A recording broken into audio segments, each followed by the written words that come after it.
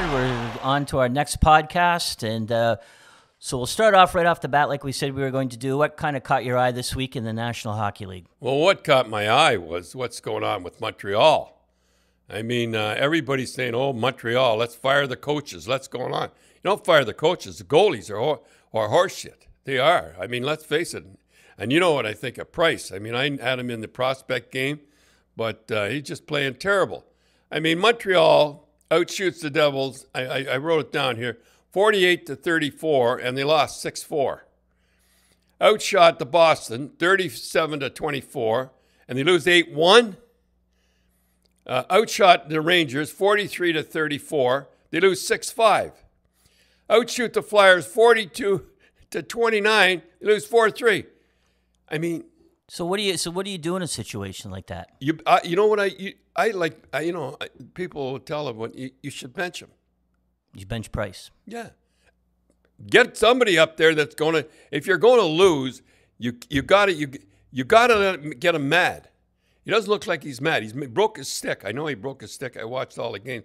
He broke his stick. Doesn't make any difference. Nothing wrong with the coaching. When you get 44 shots a game. Yeah. So when you had Cheevers and he was kind of in a slump like this. I'd bench him a couple of games. Yeah. And not bench him. I mean, you don't bench him. You can't bench Price, but take him out. He's having a tough time. I go back to Patrick Waugh. Remember the time he was getting his brains pounded out? And he left him in there. Sometimes you have to have a mercy pulling. And I remember Hardy Astrom. This is a true story. We're in New York, Rangers. We're getting back 6-0, and I said to Kevin Morrison, I said, he was playing defense, I said, he's getting ready to bail. He's looking over here, wanting to come out. And I knew, and New Jersey owners were there watching. They're from New Jersey. And I said, I'm going down. He's going to go down with me. And he's looking to bail. I said, Kevin, keep your eye on him, because the next whistle, he's going to try to bail out of here. Just keep him in there. And sure enough, he started to come out. Kevin, I pushed him back in the net. I'm the only guy that pushed my goalie back in the net. No, goalies aren't going good. You can't leave him in there. You got to pull him out there. You got to give him a little mercy pulling sometimes. But no, there's no problem. There's no problem with the Montreal. When you get 44 shots a game, I don't care who you are. You should be winning some games. You're scoring enough goals. Your goaltending is a problem. That's the problem in Montreal. For instance, in Florida, I mean, they put Chris Drager, I think that's how you pronounce it. They put him in. He's from Winnipeg, good Winnipeg boy, and he wins the first game. You got to try a shutout. You got a shutout. You put them in. You bring them up from the American Hockey League the way they go. I mean, you just can't keep. If the guy's in a bad situation and he can't stop pucks, once goaltender loses his confidence, as anybody will tell you, they're done. Yeah. Just a little quick footnote. Like this week in hockey, back in 1979, you're coaching Colorado, and Billy Smith scores the first goal of a goalie. So yeah, we must have pulled our goalie. What happened is they've got a delayed penalty. And I remember Rob Ramage, God love him, he's a great guy, I really liked him. And he's in behind the net, and I remember he had the puck, a delayed penalty. He passes back to the point where he should have been. So I remember I was on the bench, and I'm looking at, I wouldn't look, but you have an idea it's going in, because just the way it's going. And I'm looking in the eyes of Wilf Paymont. He was on the bench. He says, Wilf, is it going in? He says, I think it is, Grapes. I says, how's it going now? He says, I think it's going in, Grapes. And they scored, and they give Billy Smith the first goal. He didn't really. He made a stop. And it went to Ramage, so that was the first goal. Yeah, Hextall was the first guy to shoot the puck in the net. Yeah, I remember Hextall was, I think he wouldn't have done it if he hadn't been up by 2 goals. He was taking a chance there. I remember he caught the puck, sat it down, and put it over top of everybody. But he wouldn't have done that if it hadn't been 1 goal. Yeah. But in that game, Colorado came back. We won 7-4. That tied the game up at 4-4, 7-4, and the first star was a good friend of yours, Ron Delorme, had 2 goals. Hey, Ron Delorme, I could tell you a story about it. I remember Ron Delorme. When Boston Bruins, we had the toughest team. Without no doubt, we had the toughest team in sports, never mind hockey. Anyhow, he scores a goal, and he goes down on his knee, and he pulls out an arrow out of his back, and he fires at our bench. We were shocked. Like, did I just see what he just said? I said, the guy said, yeah. I think he fought 3 guys after that. Winsig, O'Reilly, and Secord. I think anyhow, he was a dandy. In fact, yeah, Ryan Delorme, now that I think of it, we'll get talking. I remember at training camp when I first went to Colorado, we had Mike Gillis. Oh, yeah, we went. Well, Mike Gillis was the #1 draft choice, and he floated the whole camp. Anyhow, I thought he floated soft. And Ronnie Delorme, he was making no money. And remember, Mike Gillis I think he was the #1 guy, and he was making the most money, or him and Beck, I think, were tied. Anyhow, I made a decision then. Do I keep Ronnie Delorme, who was nothing? He was making about 20 grand or 18 grand or something like that, which is a lot of money, but not as a hockey player. I mean, he was nothing. And I said, do I keep him or do I keep the #1 draft choice? Well, I had to make a big decision. It really was a big decision because I knew if I kept the #1 guy, Mike Gillis, I would be all right, everything. Couldn't say anything. But if I kept Ronnie Delorme, that means he could go to the owner, and the GM was Ray Miron. I say, see what he's doing? He's sending our #1 draft choice down, and he's keeping this kid Delorme. All right, I knew I was getting fired then, and I did get fired. But Ronnie Delorme, boy, I think he's the chief scout for the Vancouver now. He's a beauty. He's a great kid. I got to talk about the guy I really like for Vancouver is Tanner Pearson. I know people don't talk much about him. They talk about all the other guys. He's from Kitchener. Good guy. He had 4 points. The Canucks win 5-2 over the Oilers. I tell you, guys like Tanner, that's the guys you win with. When the going gets tough, they're there. Well, Tim, you and I have been watching a guy for a long time. His name is Shane Wright, and I think 15 years old. Yep, plays for Kingston in the OHL. Yeah, he was one of those exceptional guys. Right. So you have to be 16 to be a rookie in the OHL, and he got exceptional status, and he's 15. And the other guys have been, last guy that got that was Connor McDavid. I tell you, I really like Shane Wright, and the guy's going to be telling me about him. He got 20 points. He's got 20 points in 21 games. He's +3. And Kingston hasn't got too many winning goals this year. It's kind of tough. They got 3 game winning goals. He's a beauty. Remember the name when I tell you Shane Wright, he's going to be a beauty. I have to talk about Dougie Hamilton. He's playing for Carolina, and he's from Toronto. 27 games. That's pretty good for a defensive boy. He doesn't get the PR he should. 27 games. He's got 28 points. He's +15, and he's got 2 game winning goals. Dougie Hamilton. He should get more recognition, and he does on this podcast. Well, Dad, one of the guests that we had on the Grapevine Show, who I think was one of the funnier guests, and a lot of people back then really wanted to hear from him, was King Clancy. He didn't think much of my playing, did he? I guess he saw me play. I think he said, I said, I don't understand it, King. I said, back in the 30s, you got $15,000, and I said, in the 60s, when I played, the 70s, I only got $5,000. He says, that's all you were worth. Yeah. But anyhow, after his playing days, I remember him after his playing days and everything. He used to be around the Gardens all the time. And I remember Harold Ballard. I remember reading the story about Harold Ballard went up to him, and he said, he was like the assistant coach and assistant GM, and he says, what do you do around here, King? He said, absolutely nothing. He says, keep it up. You're doing a good job. Yeah, he did everything, King Clancy. He played every position and was a ref. He was a ref. He was a GM. He was a coach. He was assistant coach. I think he's 65 years. He was everything. He's a Hall of Fame guy. He always seemed to be smiling. I used to see him when I bring the Bruins in there. He always seemed to be smiling, even when we beat them. He's a small guy. He was only about 5'8". He said he had 1 million fights. He only won 1. Imagine. I mean. Yeah, he said he beat up Eddie Shore. Yeah, that's hard to believe. I tell you, I won't feel like he got his name. I often wondered. I read in the pic. I wonder why I got the name King. He got it from his dad. I guess his dad was just as cocky as him.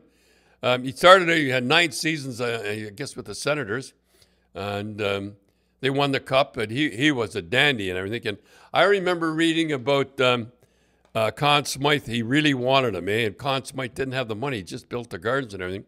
and he had a horse, I think his name, Rare Jewel, and he made $35,000. Imagine $35,000 on a bet like that, and he bought King Clancy from the Senators. I think he paid 15 grand to get him back. He was a beauty. He looked like a little leprechaun. He used to. I remember one time seeing it in TV later on that they brought him out on St. Patrick's Day. He was always a big guy on St. Patrick's Day. He was sure funny. I tell you what, he was one of those guys you just asked a question in the grapevine and away he went. Don't think he was just a guy that hung around and I make him sound like like he didn't do much. And I remember this when Punch was exhaustion. He was like, he said he was exhausted. He went in the hospital and he filled in, and they were having a tough time at the time. And he only lost 1 game out of 10, I think it was. And so he was a good coach. Well, he brought in a different, Punch was a pretty tough guy, boy. The way Punch coached back in those days. I remember one time Punch, I have to tell stories about Punch, but it just hit me now. We were in Cleveland one time, and I was playing on defense with a guy named Bob Armstrong, and he was mad at me for some reason. And he used to sit up in the back, and he says, Bob Armstrong and Thingamabob. And I wouldn't go on till he meant my name, and he benched me the whole game. Anyhow, he filled in for Punch, and he did a great job, and they won the Cup that year. And a few years later, Johnny McClellan was a coach for the Leafs, and I remember he got sick, ulcers or something, filled in for him again. I mean, he really was, he did everything. There's nothing he didn't do. In fact, in one game, he played every position, and you're going to say, well, how could he play goal? Well, when he first started out, if the goalie got thrown out of the game or he heard he couldn't play, you had to put a player in, and he went in and played goal. I mean, I've been at banquets where he has, and he was absolutely fantastic. When you do a banquet, I always made sure three guys that I can remember you never spoke after. Red Story was one. We have to do a story on him someday. King Clancy was the other, and you made sure you never spoke after Dennis Hall because he was the absolute best. But King Clancy, everybody loved him at the banquets. The one thing that I found interesting in the interview was that he said he was on the ice with the Eddie Shore, Ace Bailey incident where Eddie Shore hit. Ace Bailey, he was a great hockey player back in the 30s. Yeah, and there was a big incident where Eddie Shore hit him and he fell and he hit his head and he almost died. But last rites, they thought he was dead. And I read a lot of, you read a lot of things about it, but King Clancy gave first-hand account of what happened. So we're going to hear King Clancy talk about the Eddie Shore, Ace Bailey incident. Played many times where you were set up, in Boston. Oh yeah. They were nice, quiet. Eddie Shore. Nice, quiet guy. Yeah. Ace Bailey, you were there when he gave it to Ace Yes, I Bailey. was responsible for that.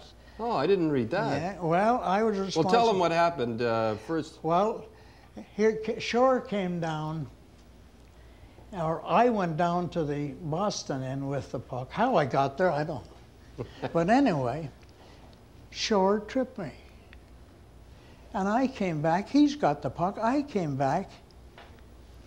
And here he is coming in our defense. And I said to him, come back here again. I said, I'm waiting for you. He said, I'll be right back. Like it was nothing. Of course, Shore could eat me, but not as long as I had the stick. The old equalizer. So anyway, he did come back. And I gave him the knee. He went flying. And Bailey picked up my position on the right side. And he hit Bailey on the forehead, spun him upside down, and Bailey hit his head on the ice. And then Red Horner come off the bench, and they say the game is rough today. Ooh. He took a shot at Shore. Broke his nose, didn't he? Yeah, he did. He knocked him right. It flattered on the plate. Yeah. And Ace almost, that was almost it for Ace, eh? But he made it back. Ace Bailey Don never played again. Well, I think that I remember reading about it, where Red Horner absolutely went bananas and nailed him as he went up and said something to him, and Eddie Shore smirked. And boy, I tell you, he knocked him cold. I guess and it was really something like King said, two guys on the stretcher being taken off. Now, I have more people come up and ask me about Eddie Shore. They don't really know about Eddie Shore.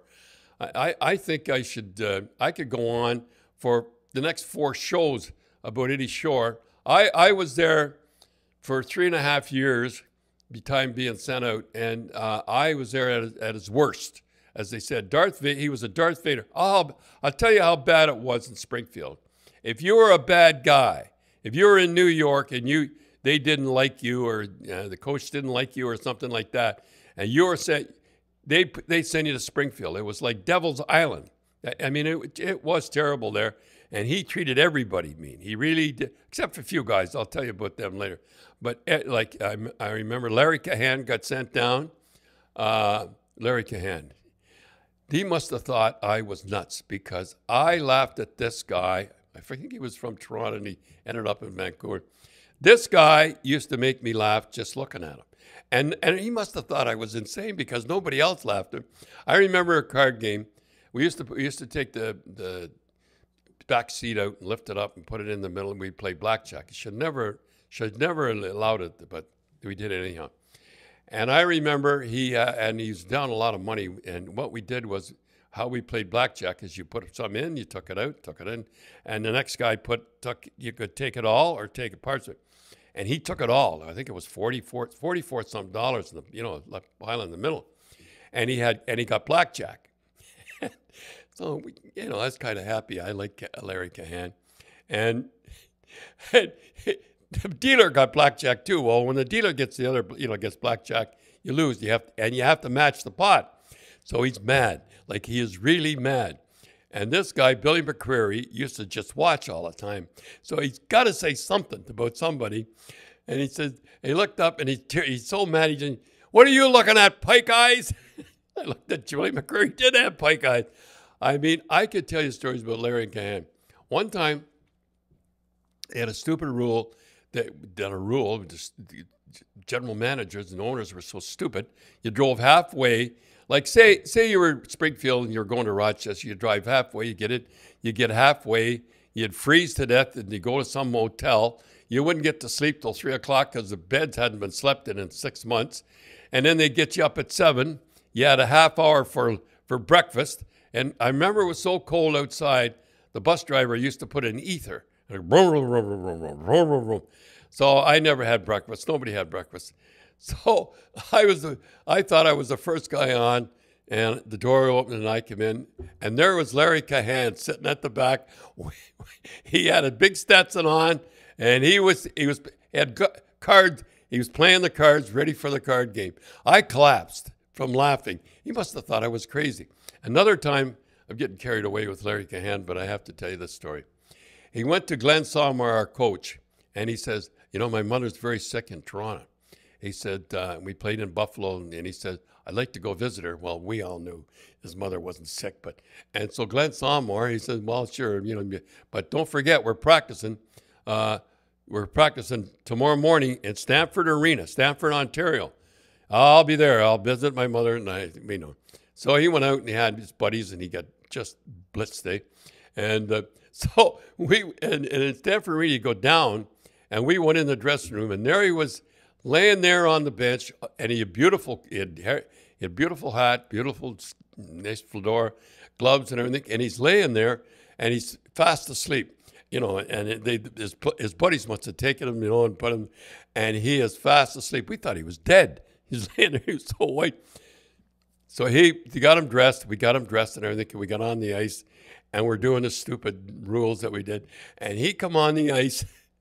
He had us in stitches. He kept hollering, "Ole! Ole!" He kept through it. And he fell to the ice. And he was so dry, he started to lick the ice. Oh, I could go on about him. I did the whole show about Larry Cahan. Oh, and one more story. So now he kind of liked me. He must have thought I was crazy. So he was getting married in Toronto. And Rose and I come up to Toronto. We drove from Kingston. And we drove up, man, and we're sitting there, and I look back, and Larry's coming down the thing, and his legs are monstrous legs, and he must have rented the tux. It looked like he had leotards on. I started to laugh and was rose mad. And the more I tried not to laugh, and here I am, everybody's, and I'm killing myself. Larry Cahan, boy, I could go on and on and on, but I don't want to. I just look at him. Everybody thought I was nuts. Well, what am I talking about? Oh, Eddie Shore. Oh, we had a lot of fun, I'll tell you, boy. I was a young guy. I was only 22 years old. Boston Bruins were mad at me. They sent me to Floyd Smith and I. He must have done some wrong too. Trade us to I forget it, Don Simmons, I think. Anyhow, he trade us to Eddie Shore. It's like you couldn't. You went from Hershey, and they traded you to Springfield. Yeah. And I thought, I did something wrong. I played baseball when I shouldn't play baseball, and I hurt my shoulder. Anyhow, I get there. I was his whipping boy. I was one of those guys that he did not like. I tell you, he liked some guys. He liked Brian Kilray was his favorite. And I remember when Brian first come out, we were sitting in a bar and everything. And he said, I like Eddie Shore. I like Eddie Shore. Brian and I became the best of friends after. But he said, I like Eddie Shore. I like Eddie Shore. I said, you say one more time you like Eddie Shore, I'm going to knock you right off that stool. His favorite was Brian Kilray. He had some other.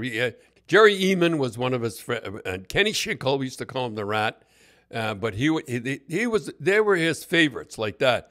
But Brian Kilray was his automatic favorite. Yeah. Well, we have a clip of Brian. Brian was on the Grapevine Show a few times, and he told us. You can take a listen to it about how Eddie wanted him to skate and how he made him kind of practice.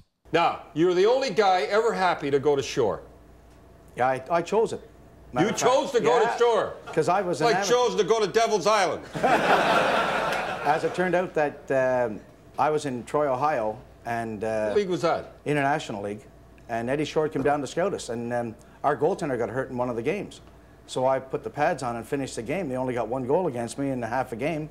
And then the next game, I was back as a forward and got a couple of goals. So I guess Eddie saw both and figured this guy must be nuts. He deserves to be in Springfield. So he came down and he offered me a contract. But what happened was the guy in Troy, I was the most valuable player, and I was supposed to get a diamond ring for being the most valuable player, as well as one of the lowest paid players.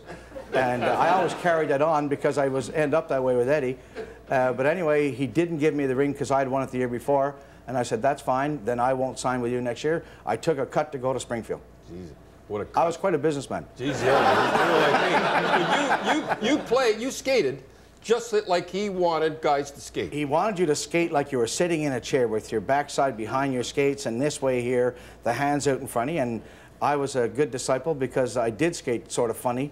And he thought it was great. Oh, you were the favorite son. Tell us a few of his exercises. Well, he'd get you on the ice, and one that he did with me, I'll never forget the first year I joined the team, and it really left an impression so much that I still remember it. He put a stick down the back of my sweater, so I had to skate that way. He taped my hands and my gloves to my stick with just the width of my body, not quite as wide as it is now. In those days, it was a little thinner body, but your hands were taped to your stick here, and then he put a lace around my knee so I couldn't take a long stride, and he said, skate. Well, as it turned out, I could skate because it was perfect. I just used to take those short, choppy strides anyway, and so actually he was mad because I could do it right off the bat, and he started making me do turns, and that's when I was trying to do those fancy turns, I fell, then I got mad and I threw my stick, but I forgot my gloves were with it. How about Georgie Woods? Georgie Woods, a poor guy. Georgie, I don't know how he ended up staying there and taking the abuse that he did. He never played a game, or very seldom played, but he kept a cheery note, and he was always a good team man. Remember how he kept him from going down? Yes. With the rope? With the rope, yeah. That's nice. Yeah, when they used to, Eddie devised a way to keep goaltenders standing up. I think it was the old Ox, Bobby Sr., that was the first. The Ox, Bobby Sr. They put the rope around the neck and then tied to the goalpost and said, now go down. Goaltenders are smart. They knew when not to fall. Remember Pat Egan? You remember the day, were you there the day I broke my stick over the coach? I was on the Black Ace scene with you that day, Don. You were my partner. And I remember he gave you a two-handed slash, and you came back and I said, I'll get him. I said, no, because he's a coach. I don't care. And Pat Egan was really strong, and he came by, and Don gave him a two-handed cross-check, broke his stick over his shoulder. He never wore pads. No, he was a tough guy. And you broke it. Not that tough, though. No, I thought you were gone, but that came later. Yeah, the next day I ended up in Three Rivers. I got a story. It reminds me of Pat Egan, since you brought up Pat Egan. But one year we had played in Buffalo in the middle of winter. And I know an awful lot of you people know this fella, Floyd Smith, was my winger, and he was on the bus. It's a true story. Anyway, one of the players didn't make the bus call. And it's 9 o'clock, we're leaving to go to Hershey. And as it turned out, it was Bill Sweeney, and he had just missed the bus call. And anyway, Pat, well, he sometimes missed him because he was having a late coffee.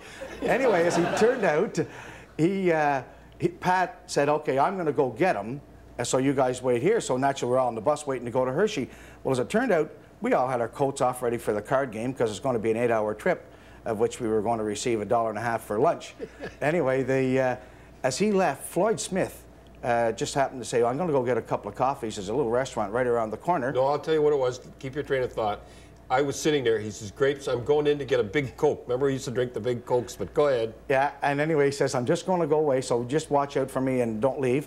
Anyway, as it turned out, he goes around the corner to this little store.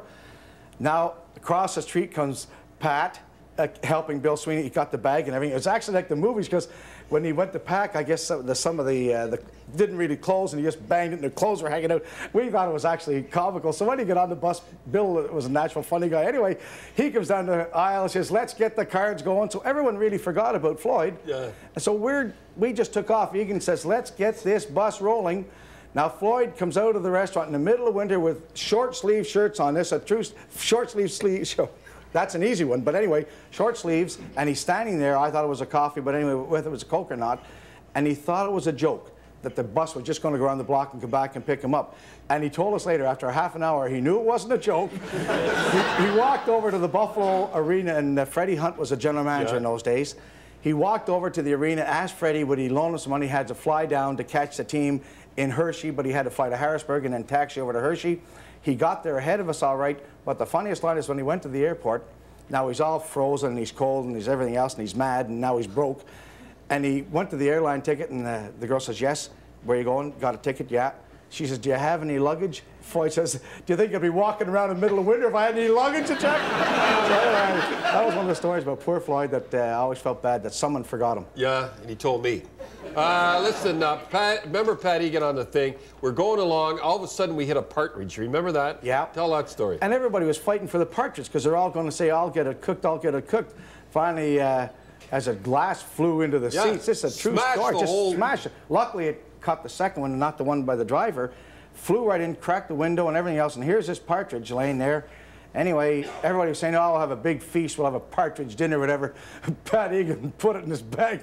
He took it home and cooked it. He never even passed it around to anyone, but he took it to a chef, and that's the truth. The chef says, you can't cook that. He says, there's glass all through that partridge. He was going to take that. That's the way Pat was. No wonder he sent me to Three Rivers. A jerk. Shore used to love to twist necks. Remember, he thought he was a chiropractor. Yeah, and if you didn't allow him, I'll never forget the one night he called me down, and he said, it was a Friday night. We always play Saturday, and he said, I want to see you.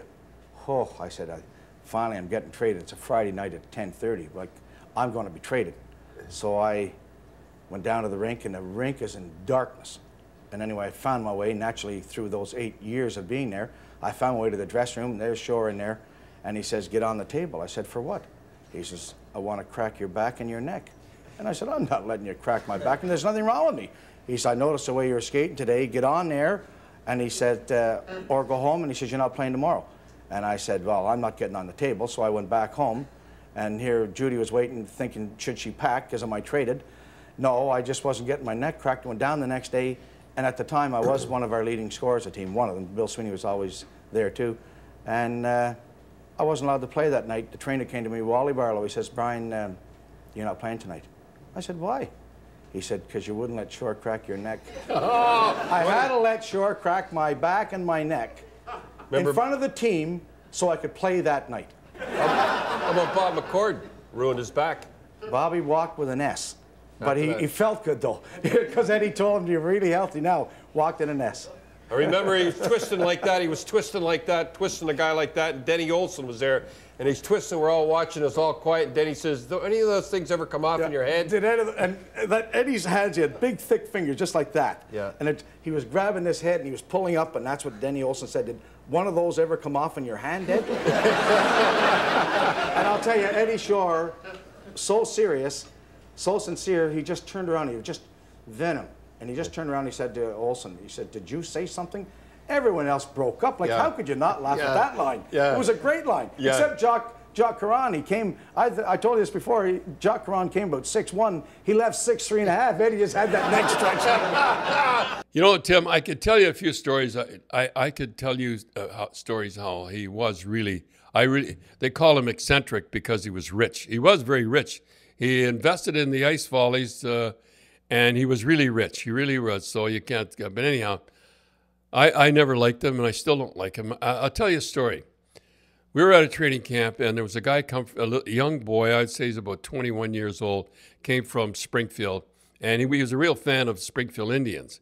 And I remember one time I was leaving the arena, and after a practice at training camp, and I heard this crying, and the guys had locked him in a stick room. It's like a cage, and I had to go get the trainer, and I kind of felt sorry for him. So I knew he was a great fan of ours, so I'm a great guy, as as everybody knows. Well, a lot of people, some people think. Anyhow, I go and I get $2 from everybody, and there was about 30 guys there. And we got him I got him a beautiful, beautiful jacket, same color. I went downtown, got the same color. I went to the trainer, and I asked the trainer if he had any crests or anything with it. He just happened to have in his box there, he had of tools, and then he had a beautiful chenille crest of the Springfield Indians. I took it to a shoemaker that had, and he sewed it on. So I presented it to them. The kid was crying, and it was beautiful like that. So after dinner, I get the word from Pat Egan, the coach, that Shore wants to see me.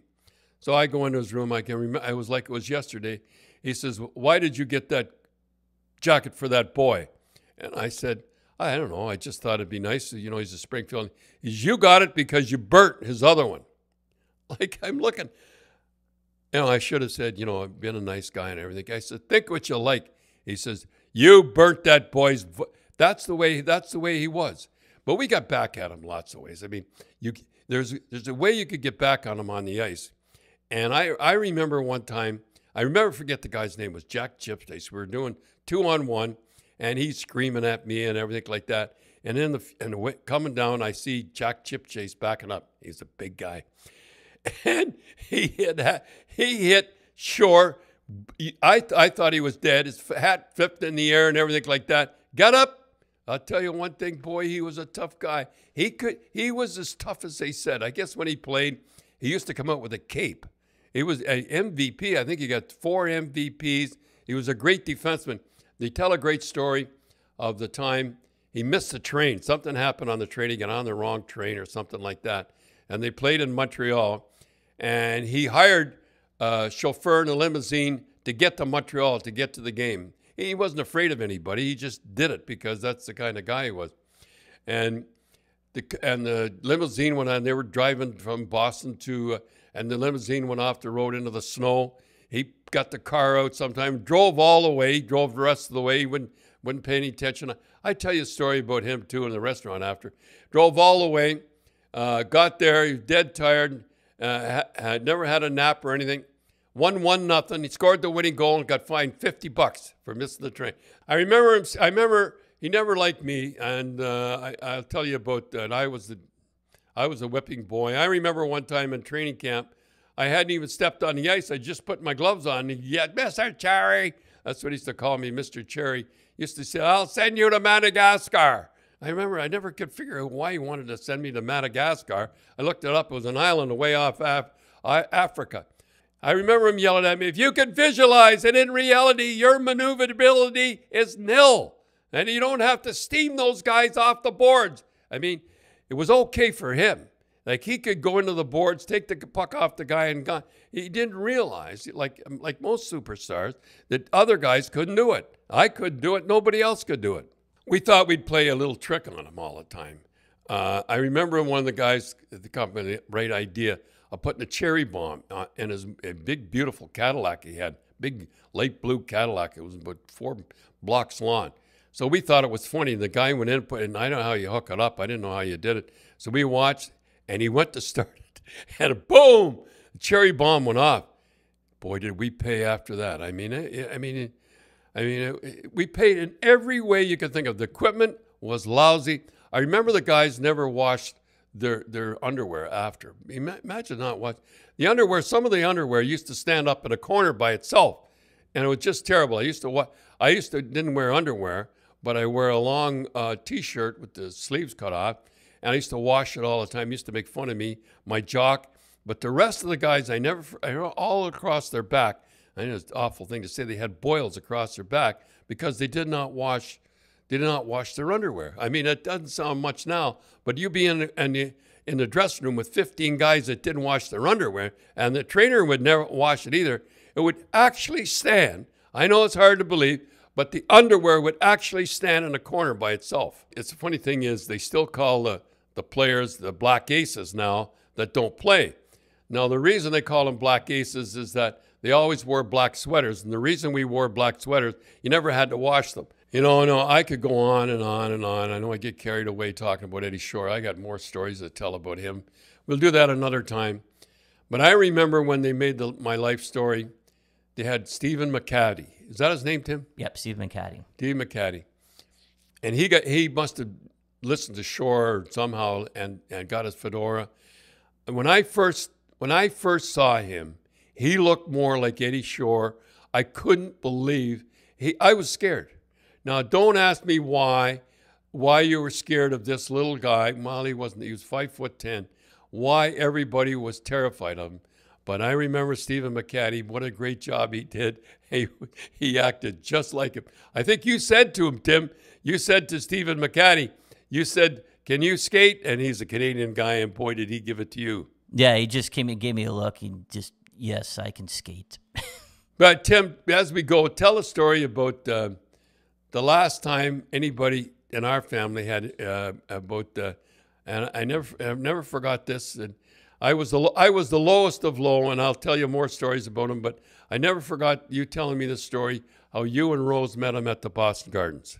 Yeah, we were at a game, and the game was going on, and I had to go to the washroom, so Mom had to take me. I would have been about 10 or 11 at the time, and we were walking down the halls of the Gardens, and it was completely empty because the game was going on, and I saw a gentleman coming, and he had a cane, and he had a fedora on. And Mom saw him, and we kind of slowed down, and he came up, and Mom looked at me and says, do you know who this person is? And I've never met him. I says, Clarence Campbell? And he laughed. He said, no. And he goes, this is Eddie Shore. And he goes, hello, young man. And he goes, do you play hockey? And I said, yes. And he looked at Mom, and he says, Rose? He says, Don's coaching the Boston Bruins. You must be very proud. And Mom said, yes, I am, Eddie. And he says, good luck. And he walked on. And you know one thing about that, Tim, you tell me that story, I kind of get choked up hearing about it, that I was the lowest of low on his team. And the one thing about Eddie Shore that I remember you telling me that story, he hadn't seen Rose in about 20 years, and he still remembered her name.